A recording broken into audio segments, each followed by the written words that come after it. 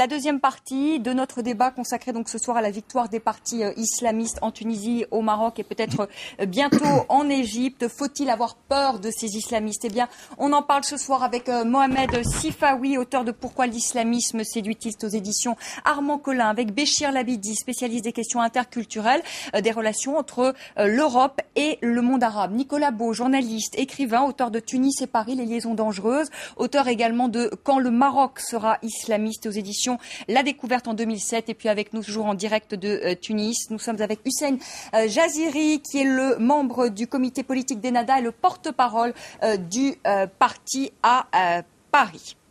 Alors justement, une question pour vous tout de suite, Hussein Jaziri. Je voudrais que vous y répondiez de manière très précise. Il y a une jeune femme, vous le savez sans doute, qui porte le niqab, qui a tenté d'assister à des cours à la faculté de lettres de Manouba, à proximité de Tunis. Les professeurs ont refusé que cette jeune femme, donc, qui était en niqab, assiste à ces cours. Les salafistes sont intervenus. La faculté des lettres est toujours bloquée. On voit ici les images. Alors ma question, Hussein Jaziri, est-ce que vous soutenez les professeurs qui ont refusé l'entrée de cette jeune femme à l'université, une jeune femme qui portait le niqab? Oui ou non? Je ne réponds pas politique par oui ou non, mais je ne sais pas pourquoi aussi vous ne m'avez pas posé la question autrement. Est-ce que vous soutenez ou pas la femme qui soutient le niqab? Nous, pour les libertés de cette femme, de s'habiller individuellement comme elle voudra ou comme elle voudrait. Aussi, la liberté pour les autres femmes aussi qui ne veulent pas mettre les niqab ou les hijabs, pour les libertés et les choix des individus et le goût des individus, la manière de vivre. Et aujourd'hui, on cherche des petits détails. Vous voyez, vous focalisez la Tunisie sur des détails ici ou là-bas. La Tunisie aujourd'hui voudrait s'en sortir. On a marre de la dictature de Ben Ali. On a marre des gens qui cherchent des chamaillades aujourd'hui à gauche ou à droite. Nous voudrions refaire la République, instaurer une vraie démocratie et commencer à travailler dans notre pays pour confronter les vrais problèmes. Mais je vois que demain, aujourd'hui, il faut dialoguer entre les Tunisiens. Cette femme qui voudrait mettre le niqab, nous voudrions lui expliquer, est-ce qu'il y a un moyen qu'elle montre son visage pour qu'elle fasse son cours? Pour nous, on n'est pas encore au pouvoir. Si un jour on est au pouvoir, on trouvera des solutions. C'est des détails, c'est rien du tout. On ne perd pas le temps sur ça. On a d'autres choses à faire pour la Tunisie. Mohamed Sifawi. J'aurais préféré vous entendre défendre avant tout la liberté de l'enceinte universitaire et la sacralité de cet endroit. Parce que le savoir, c'est grâce au savoir justement qu'en Tunisie, vous avez une société civile qui a été assez mûre pour renverser un tyran et un dictateur.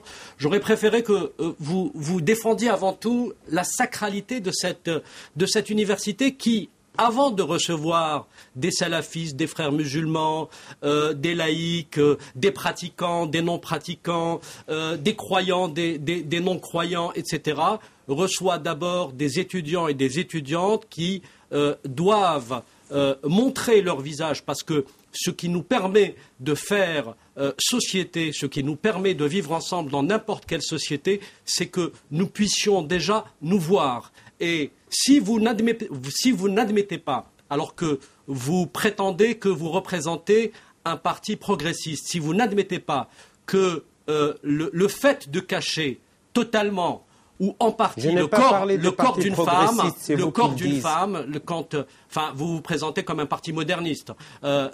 Quand vous n'admettez pas que cacher le corps d'une femme ou le visage d'une femme, quand vous n'admettez pas que le fait d'accepter cet accoutrement qui dépersonnalise la femme et qui crée une société homogène, pratiquement pour la transformer en masse, pour mieux la contrôler, parce que c'est ça le fond du problème, c'est que ensuite, ne vous étonnez pas que les gens ne vous fassent pas vraiment confiance quand vous tenez un discours prétendument démocratique. Ce n'est pas parce que vous avez gagné des élections démocratiquement, monsieur, dans un contexte comme celui-ci, où il y a eu énormément de votes sanctions et vous avez obtenu 40%, certes, mais vous avez quand même 60% des Tunisiens qui ne se reconnaissent pas dans votre projet.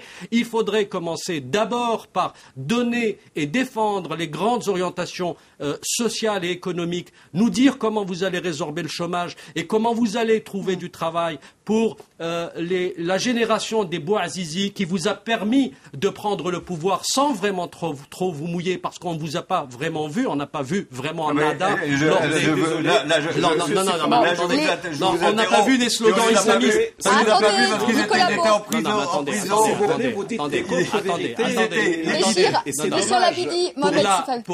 Pour la bienséance, laissez-moi au moins terminer mon propos. Ce que je veux dire par là, c'est que nous n'avons pas vu, et c'est là où il y a escroquerie, nous n'avons pas vu de slogan islamiste pendant la Révolution. Moi, ce que j'ai vu pendant la Révolution tunisienne, j'ai vu le mot liberté. Et la liberté, c'est pas la liberté d'une femme qui doit rentrer dans une université le visage dissimulé derrière un fichu. Monsieur Sefaoui, je suis vraiment désolé, mais ce que vous dites, c'est complètement faux et archi faux. Ah, c'est vous qui le dites non, c'est pas moi. Ce n'est pas moi qui le dis, c'est l'histoire. Oui, c'est ça. Moi, je fais pas partie des mouvements politiques, mais ce que vous racontez là aux téléspectateurs est complètement faux. Je suis désolé de vous dire ça. Béchir Labidi, clairement, est-ce qu'il aurait fallu laisser rentrer cette femme en niqab dans cette université? Ce qu'il aurait fallu, c'est de laisser la démocratie avancer avec son rythme et laisser le mouvement ou les mouvements qui ont gagné les élections travailler pour que la Tunisie sorte enfin de 50 ans de dictature. Aujourd'hui, le problème, c'est le chômage, c'est le déséquilibre, c'est le développement. Non, mais c'est exactement le problème. Oui, mais vous le dites, vous le cachez avec les sujets. Non, mais attendez. Non, mais vous voulez que je le dise à votre manière? Vous voulez que les gens... Non, mais vous voulez que les gens pensent comme vous. Ce n'est pas possible, monsieur. Béchir Labidi, est-ce qu'il y a un double discours? Est-ce que vous, de votre point de vue, est-ce qu'il y a un double discours des partis islamistes? Par exemple, quand le leader historique du parti, Sadok Chourou, affirme la nécessaire conformité des lois avec la charia, lorsque Hamadi Djebali, qui va être sans doute le prochain Premier ministre, appelle le 13 novembre à l'avènement du 6e califat, est-ce que là, il n'y a pas un double discours? Ce sont des choses concrètes, ce sont des déclarations qui ont été faites quand même. Je pose la question. Jugeons sur parole. Jugeons sur pièce parce qu'aujourd'hui, ils ne sont pas au gouvernement. Deuxièmement, il n'y a pas... Tout n'est pas rose, c'est vrai, mais tout n'est pas morose pour autant. Donc vous pensez clairement qu'il n'y a pas de double discours de la part des partis islamistes? Parce que nous avons des faits en Turquie, en Malaisie, dans d'autres pays, là où ce discours-là a été avancé à la population, et on voit aujourd'hui le rang de la Turquie, et on sait où est le rang de la Malaisie. Arrêtez de prendre la Turquie. Ça va avec ce discours, la Turquie comme, pare-choc, derrière lequel tout le monde va se cacher. Vous n'avez ni la tradition turque, ni l'armée turque, ni l'histoire de la Turquie, et vous avez eu certes Habib Bourguiba, vous n'avez pas eu nous avons une révolution, donc, monsieur. Oui, non, mais encore une fois, la révolution ne s'est pas faite sur des slogans islamistes. Et aujourd'hui, l'escroquerie, je le répète, c'est qu'on retrouve un discours islamiste où, par exemple, je m'étonne, pardonnez-moi, quand on a Nadia Al-Fani, qui est réalisatrice, qui se retrouve aujourd'hui poursuivie par la justice parce qu'elle a déclaré qu'elle était athée. Là, je ne vous entends pas dire c'est un scandale, parce que vous vivez en France, monsieur, et le porte-parole d'Annada connaît bien la France aussi. Je veux dire, ce n'est pas une valeur française, c'est une valeur universelle. La liberté de conscience, c'est-à-dire la liberté de croire ou de ne pas croire, est une liberté fondamentale. Et quand je vois des gens qui se réclament des grandes pensées, qui nous sortent de grands discours, comme vous le faites, ne pas défendre Nadia Al-Fani, qui est une de vos compatriotes. Ce que vous dites, monsieur, n'est pas le problème du monde arabe. Je vous le répète. Encore une fois, monsieur. Est-ce que vous défendez, est-ce que vous soutenez Nadia Al-Fani qui est poursuivie, harcelée? Je soutiens tous les gens qui souhaitent instaurer une vraie démocratie en Tunisie et un état de droit. Je vous pose une question toute simple. Il y a une femme qui est poursuivie parce qu'elle a dit qu'elle était je vais poser la question à Houssen Jaziri. Monsieur. Non, c'est pas pour ses faits. Alors vous êtes un menteur, par contre.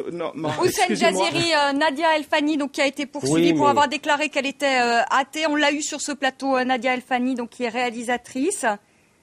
Est-ce que vous la soutenez? Alors, vous n'allez pas, on va pas se balader entre ces sujets qu'on a parlé avant les élections. On n'est pas en campagne électorale. Écoutez, je ne vais pas soutenir Nadia Fani, moi. Voilà. Parce que vous n'êtes pas en campagne électorale, vous pouvez le dire. Attendez, arrêtez de me couper, je vous entends la parole est à vous, Houssen Jaziri. Soyez calme. Non, attendez. Je voudrais bien dire, je ne suis pas au courant de cette histoire qu'elle est jugée pour athéisme en Tunisie, et je crois que c'est du faux, et je ne suis pas au courant de ça. Il faut être sûr de ça. Je ne suis pas au courant. Tout d'abord, la Tunisie aujourd'hui ne parle pas de Nadia Feni, elle parle des problèmes de la jeunesse. Et vous me dites des choses vraiment sur la Tunisie, c'est étrange. Vous polémiquez trop, vous jouez avec le mot. Moi, personnellement, je vous ai dit clairement, on est pour les libertés individuelles. On est pour une vraie citoyenneté en Tunisie.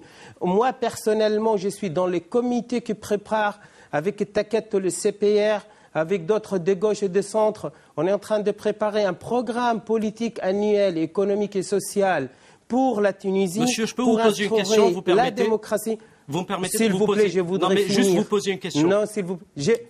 Vous voulez pas que je vous pose une question? Je voudrais finir et vous continuez. D'accord. Non, j'ai une idée à finir et poser 10 questions. Allez-y, merci beaucoup, c'est gentil.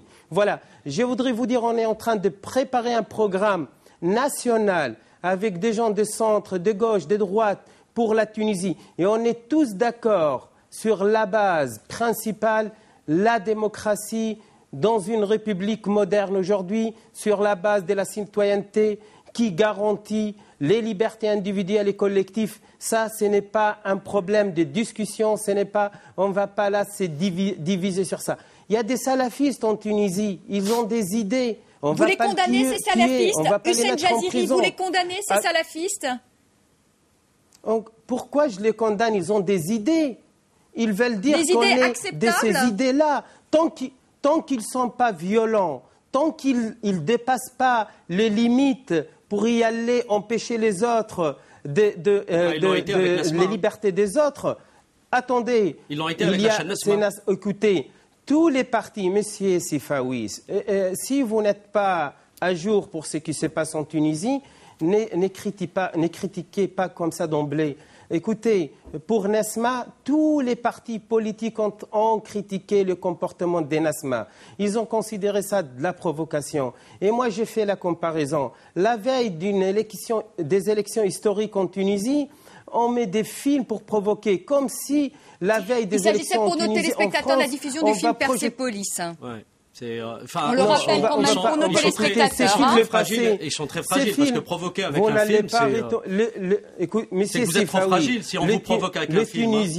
C'est un dessin animé en plus. Monsieur Sifawi, moi je vous conseille de venir en Tunisie et de parler avec les Tunisiens.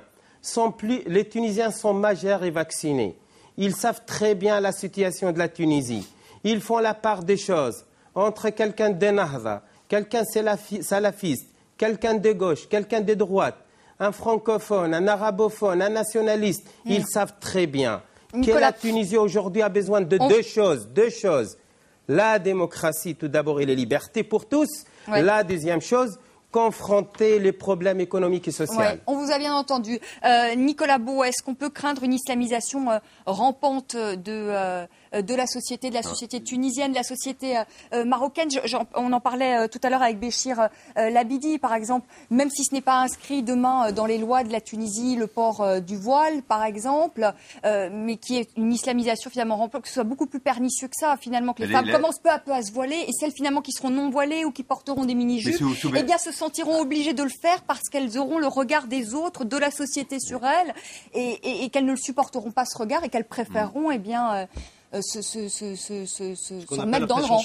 La pression sociale. L'islamisation, elle n'est pas rampante en Tunisie, au Maroc. Et sous Ben Ali, à la fin du règne de Ben Ali, beaucoup de femmes portaient déjà le voile. Et dans les villes de l'intérieur, l'immense majorité des femmes portent le voile. Donc la question n'est pas là. L'islamisation, elle est là.